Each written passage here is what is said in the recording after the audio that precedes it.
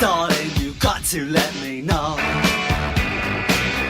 Should I stay or should I go? If you say that you are mine, I'll be here till the end of time. Dobar dan, poštovani gledalci, moje ime je Slobodan Jovanović, dobrodošli u 15 akademskih. Naš današnji gost je Vladimir Vlado Jovanović, građanski aktivista i novinar, predstavnik neformalne grupe građana 2 minuta tišine. Gospodin Jovanović, dobar dan i dobrodošli. Dobro, bolje vas našao. Evo sad, šta je pre, građanski aktivista ili novinar? Pa više ovo građanski aktivista. Otkud Vava, odnosno otkud Vladimir Jovanović u 2 minuta tišine, kako ste nastali? Pa nastali smo tako zato što kao svojevrsni bunt protiv svega što se dešava u našoj državi, koja nam je takva kakva jeste, nažalost, postala, i jednostavno smo rešili da više ljudi, 3 drugara se skupila, dakle ja i još dvojica, smo se skupili i jednostavno rešili da ajde da pokušamo nešto da uradimo, ajde pokušamo da nešto da promenimo. Neću ja da mene moje dete pita, tata, šta si ti radio pre 20 godina, zašto se nisi barem pobunio na neki način, zašto nisi nešto uradio da meni bude bolje. I onda smo jednostavno tako krenuli sa tišinom. Sa tišinom, ta vaša tišina odjekuje, ili tako? Naša tišina je gromoglasna. Bio sam par puta na vašim protestima, ti si isto, odnosno vi ste isto gromoglasni, bez mikrofona govorite. Pa da, meni ne treba megafon, dobacujem do 1000 ljudi bez ikakvog uređaja. Recite, vi ste se organizovali prvo na Facebooku, napravili ste jednu, ajde da kažemo, grupu ili stranicu. Pa, prvo okupljanje je bilo, prva 2 okupljanja je u stvari bilo samo moj poziv, gde sam rekao ja ću se naći na trgu Slobode u 2 sata u nedelju, pa ko želi da dođe, nek se priključi. Da bi posle tog drugog skupa rešili bio bi red da napravimo i Facebook stranicu, da ljudi i čuju za nas, da i mogu da pročitaju, da vide i ko smo i šta smo i to. I to traje sad 4. godina, tako? Pa 3. i po. Pa što bi rekao, u 4. smo godini. Svaka nedelja bez... Svaka nedelja nema izuzetka, nikad nema, da li sam ja tu ili nisam tu, nije bitno, ali protest se održava svake nedelje. Zimski period je 3 sata, posle podne, letnji period je 6 sati. Vodite računa o građanima koji dolaze? Naravno. Recite mi, kako birate teme?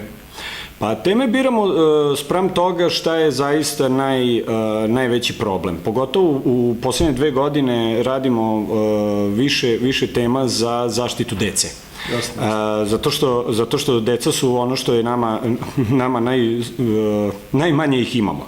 Jer od ukupne populacije koja je, na primjer, 7,5 miliona u Srbiji, mi imamo manje od 10% dece.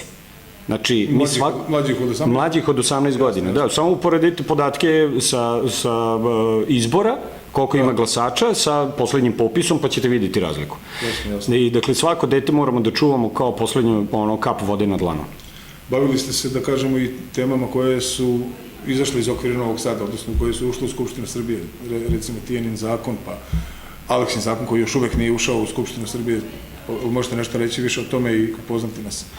Pa Tijanin zakon, tu smo naravno pomogli gospodinu Igoru Juriću u njegovoj akciji da se promeni zakon o policiji, da se uvede da svako nestalo dete se traži odmah, dakle 00 minuta, sekundi, da se ne čeka 48 sati, jer za 48 sati u 21. veku vi možete da budete u Japanu. Dakle, tu smo ga podržali maksimalno i to je promenjeno i do danas skoro 80, mislim, ne bi da sad tu budem u procentima takav, u brojkama, nezahvalno je, ali u principu negde 80% nestale dece se vrati kući bezbedno. Za razliku od prethodnog slučaja kada je bilo da se samo 20% vrati bezbedno. Jasno, a recite mi o ove druge, ajde da kažem, akcije, odnosno, kako bih nazvao, druge inicijative? Druge inicijative, pa sad ovako što se tiče Aleksinog zakona, Aleksin zakon je zakucan pred vratima Skupštine otprilike, nije ušao u Skupštinu Srbije da se razmatra da bi se i na kraju i usvojio. Zašto, iz kog razloga, ne možemo baš da budemo precizni tu, postoje razne indicije zbog čega je sve, ali jednostavno to stoji, o čemu se tu radi ne znamo, ali uglavnom mi znamo da je porast vršnjačkog nasilja u školama, da sve više i više dece strada, svaki drugi, treći dan dan imamo informaciju i vidi se i po medijima da se desilo u Aranđelovcu ovo, ne znam, u Kragujevcu ono, dete stradalo od vršnjačkog nasilja. Mislim, ako političarima nije stalo do zaštite dece, ja ne znam kome bi trebalo da bude, nama je stalo do svakog deteta, kao što sam rekao. Da, jasno, to se vidi i po vašim akcijama, odnosno po ajde opet da kažem, temama koje ste odabrali, kojima se bavite. Da li mislite, odnosno, da li vas političari čuju? Pa naša tišina se čuje poprilično, naša tišina se čuje dovoljno jako i dovoljno glasno, oni nas čuju, ali nas ignorišu. To je sada da li ona, što kaže, ona varijanta kao kod Gandija, prvo se čude, pa onda kreću da budu besni, onda kreću da ignorišu i na kraju pobedite. Sada, verovatno smo došli do toga da nas ignorišu, dakle, sledeće je jedino pobeda ostalo. Sledeći korak je implementacija. Implementacija svih naših akcija, da. Dobro, pričali smo o tome koga ste vi podržali, odnosno vaša grupacija, a da li je vas neko podržao, da li vam se neko obratio od onih koji odlučuju, konkretno od političara, u smislu da je rekao, eto, vi radite dobru stvar ili ne radite dobru stvar, kako god? Nijedan političar na vlasti, pošto mi smo krenuli 2015. godine, znači, niko zvanično nas nije, tad ste, na primjer, u pokrajini imali jednu vlast, a u Republici drugu. Dakle, ni pokrajinska, ni republička vlast u tom momentu, pa čak ni kasnije, niko od političara se javno nije obratio, nego sve je to bilo ono varijanta kao, super Gari, baš ono kao, dobro vi to radite, ali, znaš, kao ne smemo zvanično da te podržimo. Pa šta mislite, gde je problem, gde je crko kvar? Pa, problem je u tome što izgleda da naši političari imaju malo različitu politiku od građana Srbije. Građani ih biraju? Pa građani ih biraju zato što ono nemaju koga drugog. Jer oni se samo pojave, ali problem je u tome što mi jako dug vremenski period nemamo pravog političara na sceni, na političkoj sceni Srbije, kome je zaista stalo do građana i kome je zaista stalo do toga da se uradi nešto pozitivno ovde, nego samo svi gledaju samo sebe i jako brzo ulaze u balon i ne primećuju više nikoga. Dobro, rekli ste nam kako političari, a recite mi kako građani, odnosno kako oni na koje se odnose vaše akcije reaguju? Građani reaguju različito. Ima onih koji dolaze, naravno, pridruže nam se kada imamo akciju, pridružuju se na Facebook stranici, prate nas, sve naše članove prate ono redovno preko društvenih mreža, čita se, piše se, deli se, a ima i oni, nažalost, više, ima onih građana koji se boje. Boje se da priđu zato što u Srbiji da bi nešto radio moraš biti nečiji. A naš je najveći problem taj što nismo ničiji. Vi ste dakle bele vrane? Mi smo 13. prase, bela vrana, kako god. Ali mi smo posebni, mi smo bukvalno ničiji. Nikakav Soroš ne stoji iza nas, ništa. Mi smo totalno neprofitni i to sve, nego smo jednostavno građani koji žele da budu građani, koji žele da pokažu i svoju dužnost, ali i da pokažu i svoje pravo. Dobro, da vas pitam, da li ste razmišljali da se možda politički organizujete, pa da nastupite na nekim narednim izborima, pa da pokušate kroz institucije promeniti stvari za koje se zalažete inače? Možda da, ali za sada ne. Možda da, ali za sada ne. Moguće da ćemo za neke sledeće izbore i da donesemo takvu odluku, ali za sada ne, jer ne morate vi u demokratskim društvima, ne morate biti u politici, ne morate biti u Skupštini da bi promenili nešto. Na primjer, Danci ne ulaze svi u Skupštinu da bi promenili nešto kod njih. Šveđani isto tako ne, Nemci isto tako ne, nego dovoljno je da se građanska akcija napravi i onda političari stave prst na čelo i kao, pa sad, znaš što, ovi se malo bune, ajmo ipak da ih poslušamo. O tome se radi, a ovde kod nas je očigledno da moraš biti član neke partije ili biti neka stranka ili napraviti svoju, ali onda je to problem, jer ako bi napravili sada svoju, onda bi odmah nas svrstavali, vi ste s ovima, vi ste s ovima, vas plaća ovaj, onaj i to sve, ali mi upravo ne želimo to, mi hoćemo. Jer 2 minuta tišine nije firma, 2 minuta tišine je ideja. 2 minuta tišine bi trebalo da bude u svakom čoveku. Ne kao 2 minuta tišine, ali... Ja stvarno da pitam, imali su priliku onoliko puta i privatno razgovarati, nikad mi nije bilo jasno zašto 2 minuta tišine. A ja razumijem, minut ćutanja se daje pokojnik kada se odaje počast, a što vi 2 minuta? Pa upravo ste sad rekli za minut ćutanja za pokojnika. Mislim, nismo još pokojni kao država, sva sreća, ali nismo baš ni daleko od toga. Dakle, odatle ide ta neka tišina. A sa druge strane imate 2 minuta mržnje kod Orvela. Da. A sa treće strane imate čak i moment kada je Miloš Obrenović svojedobno uvodio neke takse, onda je pitao šta radi Raja, kaže buni se, steži kajiš, šta radi Raja, buni se, steži kajiš, šta radi Raja, ćuti, popuštaj. Znači, došlo je vreme do tog popuštanja i to kad se sve nekako spakuje i izmućka, dobije se 2 minuta tišine. Dobije se 2 minuta tišine. Dakle, ima primjera i u svetu, da kažem, svetskoj književnosti, ali i kod srpskih vođa, odnosno kod jednog od srpskih vođa. Naravno. Koji je, koliko je sad to zaista po vama odjeknulo? Ajde, izašli ste iz okvira Novog Sada, podržali ste, opet kažem, neke stvari koje su ušle u Skupštinu Srbije, govorili smo o Tijaninom zakonu, a koliko je to odjeknulo van Novog Sada, da li imate pozive iz drugih gradova da bi se ljudi možda na sličan način organizovali pa da vam traže savjet ili neku saradnju? Znam, još jednu stvar, znam iz akcije da ste u Beogradu imali svojedobno, da ste i tamo išli baš kao 2 minuta tišine. Da. 2 minuta tišine je najveća akcija koja je bila da je iste nedelje 13 gradova imalo protest za Aleksin zakon.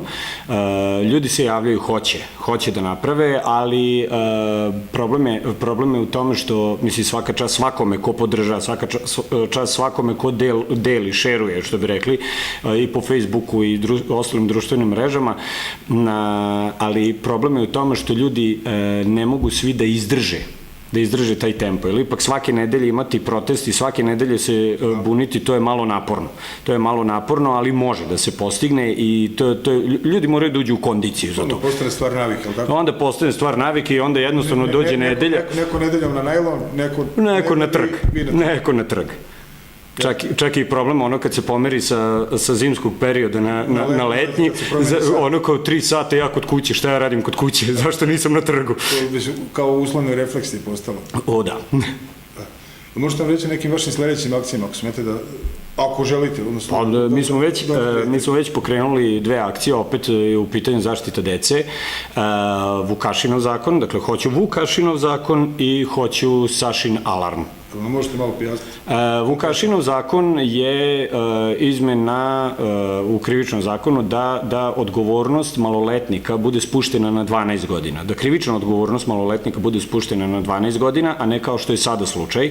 Zato što danas vam se dešava da neki, da kažemo sa malo one strane zakona koriste upravo maloletnike koriste decu za čak i težih krivičnih dela, jer ne mogu krivično da ih gone. I upravo o tome se radi da se spusti ta odgovornost, da se godine spuste na 12, da bi mogli nekako da regulišemo to. A Sašin alarm je alarm koji treba da se upali u Srbiji, zato što mi u Srbiji, na primjer, imamo 287 droga, dakle 287 narkotika, a postoji test samo za 5. Šta onda se radi sa one 282? Sa one 282, upravo o tome se radi. Dakle, Sašin alarm je akcija da se sve medijske kuće, sve društvene mreže, sve da se uključi ukoliko se pojavi nova droga, da se odmah alarmira na svim mogućim stranama koja je droga, kako deluje, šta se dešava i to je. Zato što morate zaštititi svoju decu, jer često se dešava da se deca ubacuju upravo u to grotlo, u tu kugu 21. veka drogu, u narkomaniju, da se ubacuju, a da nisu ni svesni toga. Da im bukvalno podvaljuju. I onda roditelji ne znaju šta im se dešava sa decom, počnu čudno da se ponašaju, sad ne znaju, pa vode vamo, vode tamo. I sa druge strane bi morale sve relevantne institucije da se uključe maksimalno u to, a ne da okreću glavu i da kao, pa mi to ne znamo, pa ono, ne, nego svi moramo da se borimo za to. Dakle, postoje testovi na 5 droga, a kažete 287 ima. Da. Što praktično znači da neko ne može ni da se leči od ovih 282, jer Jer ni ne zna da je... Jer ne može da se... Ne može da se Mislim, detektuje. može da se leči. Ali ne može da se detektuje. Ne može da se zna tačno šta je uzročnik. To je užasan podatak. To je odvratno. To je odvratno i to je baš ono što je jako veliki problem u Srbiji, jer mi smo i na autoputu droga raznih i sve, jer to su sve u pitanju sintetičke droge koje se dobijaju od đubriva za biljke, koje se dobijaju i to ne postoji test za to kod nas. Ali, mislim, ti testovi postoje, ali ne kod nas. Mogu da se uvedu. Znači, oni inače postoje u svetu, moguće je doći do... Da, naravno, moguće je doći do tih testova da bi mogli da testirate dete. Sad, bizarno je pričati o ceni koštanja tako nečega. Koliko bi to državu koštalo ako bi sad to počelo primjenjivati, odnosno da ovi testovi za ovih 5 droga, ne znam, to može da se kupi svakoj apoteci, ali tako? Da. Bi trebalo, dostupno je. Ali uopšte je poznato da može. Ali kako ste vi tu sad zamislili da se sistemski bavi država sa tim da... Naravno da se sistemski bavi država sa tim, da prvo moraju da budu dostupni ti testovi, da ne smiju da budu preskupi, jer oni sami po sebi nisu nešto, ono, da sami po sebi nisu ono tipa 1000 evra jedan test i ostalo. Nije nedostižno, jel? Nije nedostižno, okej, ako ne može da bude u slobodnoj prodaji taj test, okej, da neka bude u svakom domu zdravlja, da svaki roditelj kada posumnja da mu je dete u problemu, da može da ga odvede, da se testira tamo i da se ustanovi tačno šta je problem. Da li je hemijska neka reakcija, nešto šta se dešava, ali moraju da postoje testovi. Jasno. Recite mi još, sem tih testova na drogu koji su zaista jedan veliki problem i u čemu se malo priča u Srbiji, odnosno mi pričamo obično o posledicama, retko se ko bavi uzrocima, retko se ko bavi pa i sistemski da predupredi sve to. Da li vi imate još neku ideju koja bi mogla pomoći da... Pa ovo je za početak, ima još nekih ideja koje su u razvijanju, nisu još definisane tačno, jer mi smo tek krenuli u tu akciju, da podržimo upravo taj Sašin alarm i da podržimo i Vukašinov zakon, zato što Vukašinov zakon i Sašin alarm su poprilično povezani. Zato što upravo ta smanjena odgovornost, vršnjačko nasilje, a i ovo je jedno... Pa vršnjačko nasilje je i ovo, i droga je vršnjačko nasilje, zato što bukvalno vršnjacima sipaju drogu, to je ono što se kaže, pa je postalo čak i vic kao sipati drogu u piće. Da, to se dešava, ljudi, alo. I fizički. Znači, to je hemijsko vršnjačko nasilje. Jasno. Dakle, ne mora da te udari, ne mora da te napadne, da te gurne, nego dovoljno da te gurne u grotlo narkotika. Recite mi koliko se sistem, odnosno država, po vašem mišljenju, bavi time? Sad... Ne bi mi postojali da mislimo da država radi maksimalno. Da je dovoljno. Da. Država bi morala maksimalno da radi, kažem, na zaštiti svakog građanina. Na zaštiti svega, a ne da se dešava taj slučaj da vi decu lečite SMS-ovima i ne znam šta, a da se plaća koješta na neke stvari koje niko nije ni znao da to postoji, a da vama da se desi da dete umre zbog toga što ne može da se izleči u Srbiji. Pa jesmo mi 21. vek ili smo 15. vek pa će šamani da nas leče? Da, jasno, ali opet dođemo na početak priče, ono što sam nas pitao, da li planirate vi da se institucionalno bavite time, jer, a vi ste spomenuli Dansku, odnosno ili Švedsku ili već koje evropske zemlje, da kažete da država reaguje na građansku inicijativu. Opet dolazimo dakle na prav početak priče da šta je... Mi, ako bude trebalo angažovati, bit ćemo angažovani u politici i u tom smislu, ako bude trebalo, ali je poenta u tome da svaki građanin Srbije shvati da je građanin, da nije marva, da nije narod, nego građanin ima svoje dužnosti, ali ima svoja prava i da počne da koristi ta prava. I naravno da vodi računa o svojim dužnostima. Jer to je građanin. Jedno bez drugog ne ide. Pa jedno bez drugog ne ide. Jer kad bi svako od nas reagovao na svaki problem koji imamo, malko bi drugačije izgledala cela priča kod nas. Jasno je. A verujem da je jasno i našim gledalcima. Nadam se. Poštovani gledalci, naš današnji gost je bio Vladimir Vava Jovanović, društveni aktivista, odnosno građanski aktivista i novinar, i ovde je govorio ispred neformalne grupe građana 2 minuta tišine. Gledali ste 15 akademskih. Vladimir, hvala na gostovanju. Hvala vama što ste me pozvali. Should I stay or should I go now? Should I stay or should I go